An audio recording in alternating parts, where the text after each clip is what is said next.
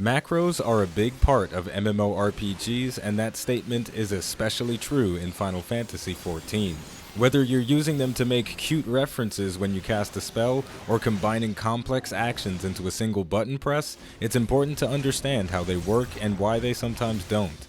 Today, we're going to talk about some combat macros and how they function. First things first, you should never use macros to automate your job's rotation because number one, it's lazy, and number two, it's not very practical.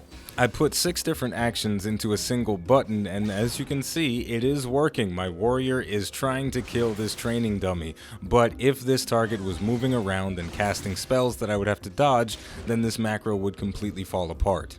With that said, there are plenty of other combinations of skills that you can fit into a single button press. For the warrior, I keep Thrill of Battle and the roll action Convalescence on the same button. They both have the same cooldown, and I very rarely use one without the other.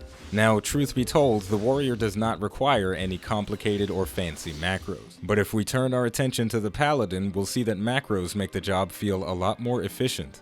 First up, I keep Resquiescat and Holy Spirit on the same button. In most cases, these abilities are used together, so there's no reason to have them on separate buttons. And even if you need to cast Holy Spirit while Resquiescat is on cooldown, the macro still functions. I use a similar macro on my summoner. Fester, Dreadworm Trance, and Deathflare are all condensed to a single button press.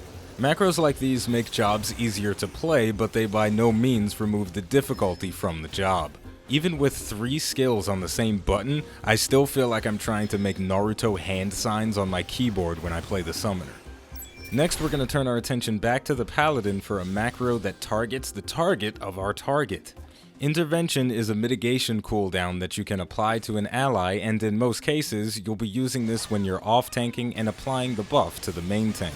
If they're doing their job right, they'll be the focus of the boss's attention. In other words, they'll be the target of your target. With macros like these, you can buff your allies without having to change your target. Other jobs can benefit from this as well. The ninja and their Shadewalker ability is a prime example.